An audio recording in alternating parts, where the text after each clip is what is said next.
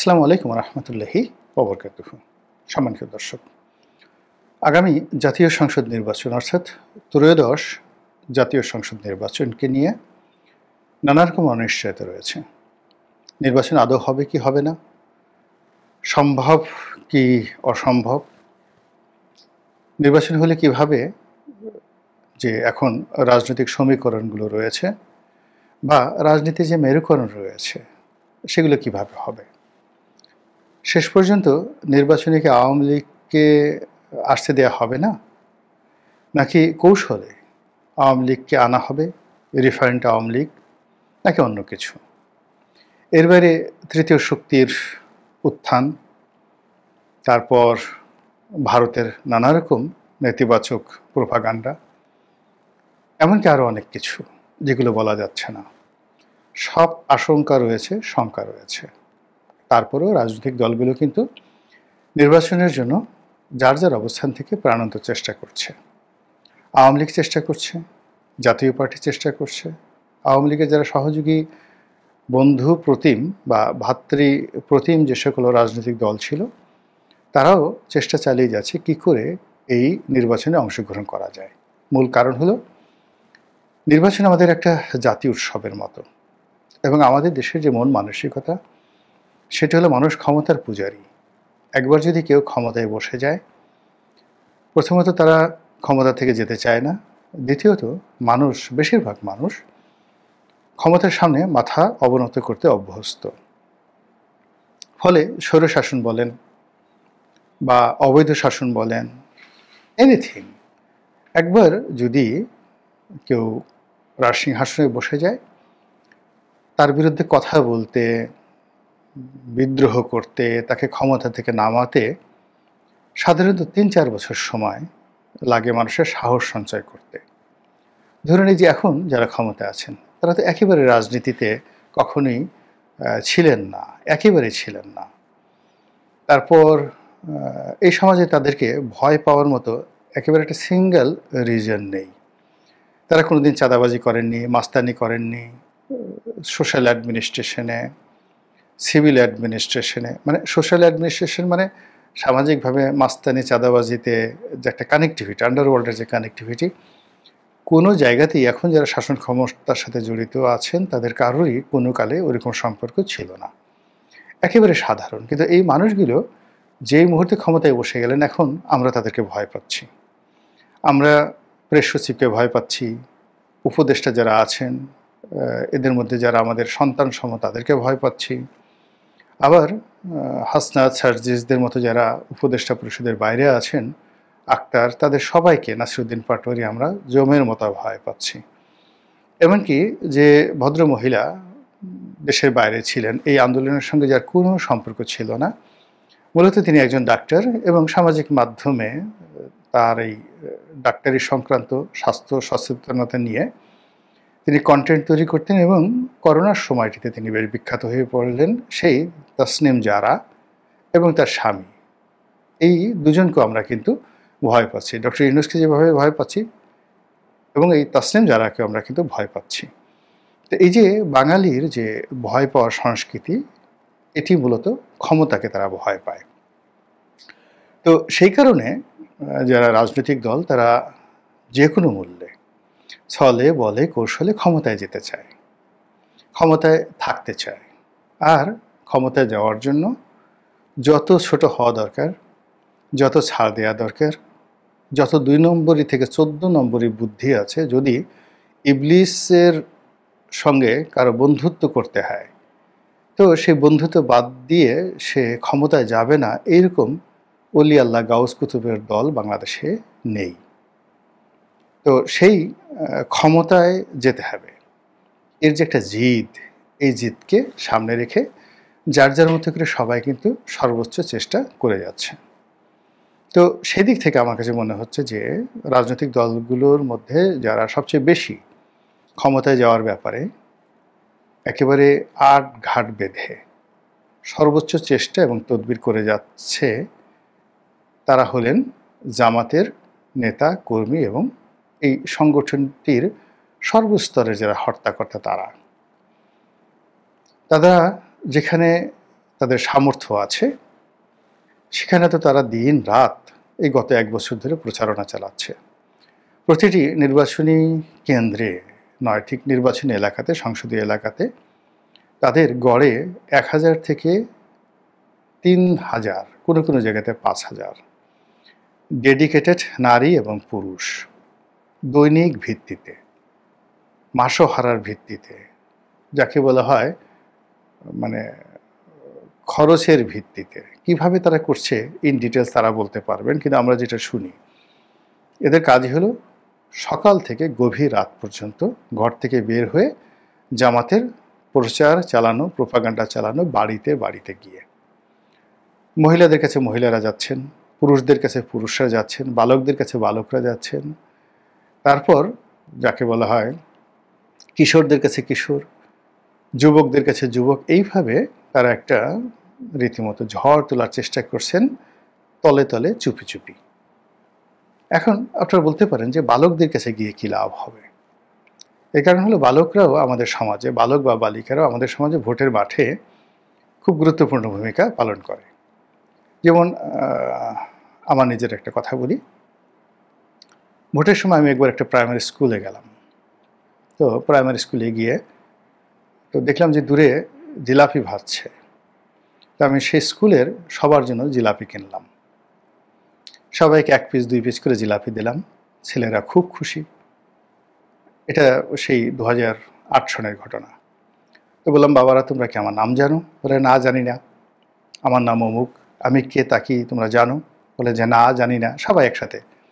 আমি বললাম যে আমি অমুক, ইলেকশন করতে আসছি। কি করতে আসছি? ইলেকশন করতে এসেছি। ওরা বলল যে কি করতে এসেছি? ইলেকশন করতে এসেছেন। আমার প্রতীক কি? নৌকা। আমি বললাম। তারা বলল নৌকা। তো আবার পরীক্ষা নিলাম যে বলো তো আমার নাম কি, কী জন্য আসছি, আর প্রতীক কি? নৌকা। একের হুবহু মুখস্থ করে দিল। তো বললো যে আমাকে কি তোমাদের ভালো লেগেছে? তো বললেন হ্যাঁ খুব ভালো লেগেছে। কেন ভালো লেগেছে? আপনি জিলাপি দিয়েছেন, এরকম। তো আমি তোমাদেরকে যেটা অনুরোধ করি, তোমরা কি রাখবা? হ্যাঁ রাখবো। আমি বললাম যে তোমরা বাড়ি গিয়ে তোমাদের আব্বা বা মা তাদেরকে গিয়ে বলবে যে রনি আঙ্কেল আজকে আমাদের স্কুলে আসছিল, আমাদেরকে জিলাপি খাইয়েছে এবং আপনাদেরকে মানে সালাম দিয়েছেন এবং নৌকা মাকড়ায় ভোট দিতে বলেছেন, এবং যাকে বলা হয় আপনাদেরকে মানে বলছে যে যেভাবে হোক রনি আঙ্কেলকে ভোট দেওয়ার জন্য রাজি করাতে বলেছে, এবং তোমরা সবাই গিয়ে করবে কি, তোমাদের পিতামাতাকে জড়িয়ে ধরবে এবং তোমাদের পিতামাতা যতক্ষণ না পর্যন্ত বলবে যে ভোট দেব ততক্ষণ পর্যন্ত ছাড়বে না, ঠিক আছে? সবাই বললো ঠিক আছে। এবং দেখুন এই বাচ্চারা ঠিক এই অল্প কয়েকটি কথা তারা মুখস্থ করে ফেলেছে, এবং সবাই ইচ অ্যান্ড এভরিবডি তারা তাদের দায়িত্ব পালন করেছে। এবং আমাকে অনেক লোক পরে বলেছে যে তার ছেলে বা তার মেয়ে এমনভাবে তাদেরকে ধরেছে যে আপনাকে ভোট দেওয়া ছাড়া আমাদের আর কোনো উপায় ছিল না। তো দেখুন আমার মতো একজন মানুষ 2008 সনে যদি আমার মাথায় এই পলিসি এসে থাকে, তো জামাতের তো আরও অনেক সুন্দর পলিসি আছে। তো সেই পলিসিগুলো নিয়ে তারা গত 14 মাস ধরে এইভাবে বাড়ি বাড়ি যাচ্ছে বলে বিভিন্ন এলাকা থেকে যারা বিএনপির প্রার্থী, যারা আওয়ামী লীগের প্রার্থী না কিন্তু আওয়ামী লীগের সাধারণ মানুষ যাদের সঙ্গে আমার যোগাযোগ আছে, তারা কিন্তু এই কথাগুলো বলার চেষ্টা করছেন যে জামাত কিন্তু এগোচ্ছে। এই গেল এক। 2 নম্বর হলো যে তারা আওয়ামী লীগের ভোটকে টার্গেট করেছে। আওয়ামী লীগের সবচেয়ে বড় ভোট ব্যাংক হলো হিন্দু ভোট। তো হিন্দুদের সঙ্গে বিএনপির একটা মনস্তাত্ত্বিক দূরত্ব আছে। 2001 সনে যখন বিএনপি ক্ষমতায় এসেছিল তখন বিভিন্ন এলাকাতে বিচ্ছিন্নভাবে হিন্দুদের উপরে মারাত্মক নির্যাতন হয়েছিল। অনেক জায়গাতে হিন্দুদের বাড়িঘর পুড়িয়ে দেওয়া হয়েছিল, এবং কিছু কিছু ক্ষেত্রে ধর্ষণের মতো ঘটনা ঘটেছিল।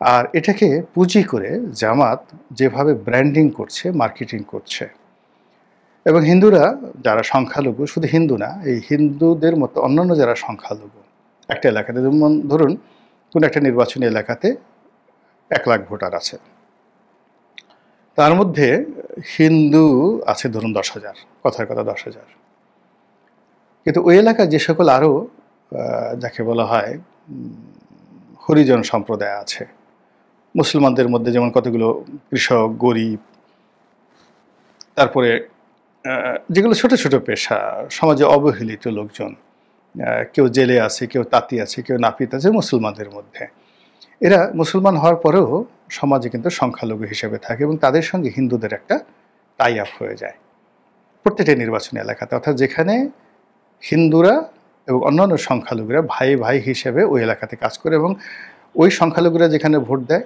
হিন্দুরাও সেখানে দেয়, হিন্দুরা যেখানে ভোট দেয় ওই মুসলমান সংখ্যাগরিষ্ঠরা ভোট দেয়। একই অবস্থা পাহাড়ি অঞ্চলেও কিন্তু ঘটে থাকে। অর্থাৎ সকল মজলুম, সকল দরিদ্র, সকল মজদুর এক হয়ে যায় এই নির্বাচনের মাঠে এবং তারা কোনো শব্দ করে না। আপনি যে কৃষকদের সাথে কথা বললেন সে আপনাকে সালাম দিবে, আপনার কথায় রাজি হবে, আপনি যদি 10 টাকা দিতে চান তাও নেবে, চাও খাবে, কিন্তু ভোটের জায়গাটিতে তারা সিদ্ধান্ত নিয়ে ওই যে তাদের যে একটা কমিউনিটি আছে সেই কমিউনিটির মধ্যে নিজেরা নিজেরা কথাবার্তা বলে তারা সে ভোট দেবে। আমি 3টি জায়গাতেই নির্বাচন করেছি। সদরপুর চরভদ্রসন, এখন যেটা ফরিদপুরের এই আসন, ঢাকা দক্ষিণ সিটি কর্পোরেশন এবং পটুয়াখালী 3 আসন, গলাচিপা 10 মিনা। অবাক করার ব্যাপার হলো যে এই মন মানসিকতা 3টা জায়গাতেই আমি দেখেছি।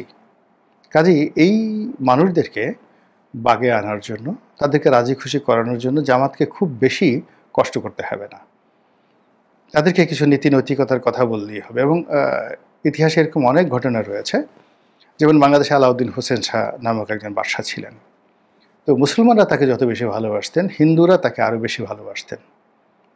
তো এটার অনেকগুলো সাইকোলজিক্যাল বিষয় আছে। অনেক মুসলমান বাদশা তাদেরকে মানে মুসলমান দেশে হিন্দুরা বেশি পছন্দ করতেন এবং এগুলো নিয়ে আমরা যেভাবে ঢাকা শহরে মানে খুব বেশি যাকে বলা ধর্ম কর্ম নিয়ে খুব কনজারভেটিভ জীবনযাপন করি, গ্রাম বাংলায় কিন্তু এরকম না।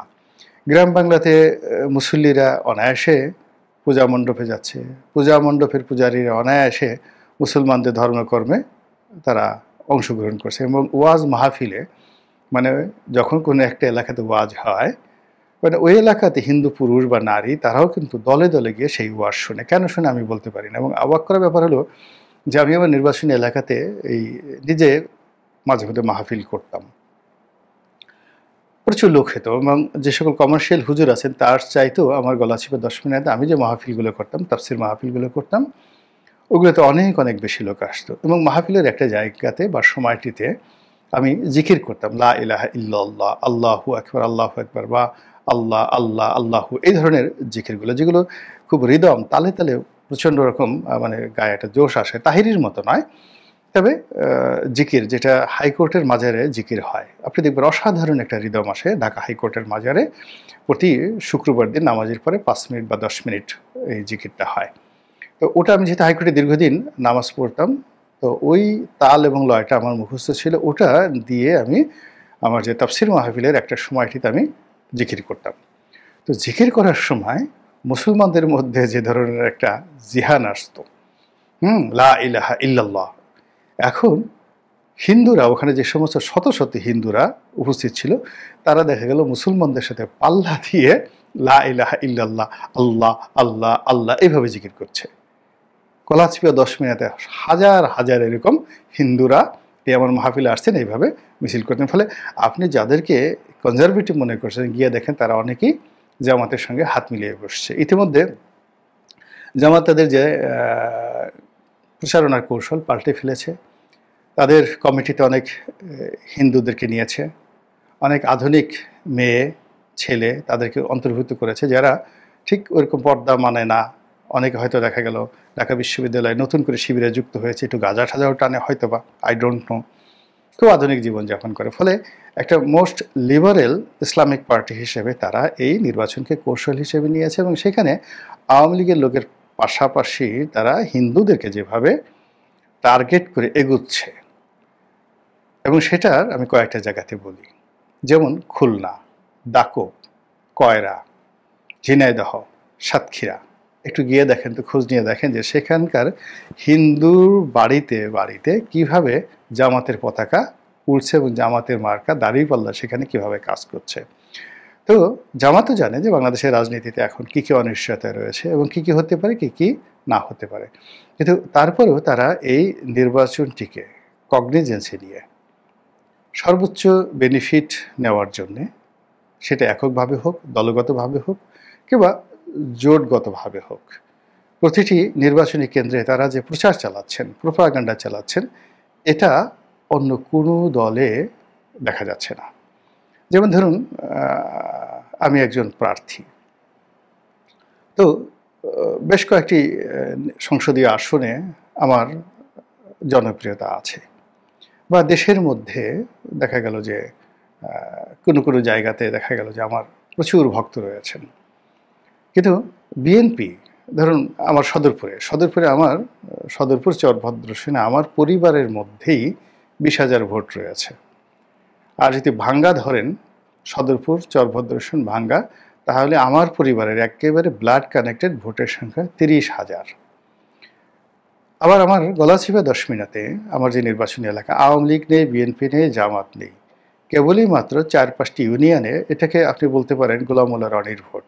এই ভোটের সংখ্যা 50,000-এর উপরে, কোনো দলমতের ঊর্ধ্বে। আমি যদি আমার জায়গাতে আমার ছোটো ভাইকে দাঁড় করিয়ে দেই, আমার স্ত্রীকে দাঁড় করিয়ে দেই, বা অন্য যে কোনো মানুষকে সমর্থন দিই, এই ভোটটা মোটামুটি তারা পাবে। তো এই যে আমাকে কনভিন্স করার জন্য দেখা গেল যে জামাতের প্রার্থীরা যেভাবে আমার কাছে আসছে না, কিন্তু আমার আত্মীয় স্বজনের কাছে যেভাবে তারা যাচ্ছে আর আমাকে রাজি খুশি করে আমার সাথে একবার দেখা করার চেষ্টা করছে, বিএনপির মধ্যে আত্মবিশ্বাসে এরকম যে দালালি তারা হয়ে যাবে, কোনো প্রার্থী আজ পর্যন্ত একটা টেলিফোনও করেনি যে ভাই আমি তো আপনার এলাকায় প্রার্থী হচ্ছি, একটু আমার দিকে নজর রাখবেন। তো এই যে জামাত যে কাজগুলো করছে, সেই কাজের ফলে নির্বাচনের মাঠে কখন যে কি হয়ে যায় এবং কিভাবে ফলাফল হয়, একমাত্র আল্লাহ ছাড়া কেউ বলতে পারেন না। আল্লাহ আপনাদের সবাইকে সুখে রাখুন, শান্তিতে রাখুন। আসসালামু আলাইকুম ওয়া রাহমাতুল্লাহি ওয়া বারাকাতুহু।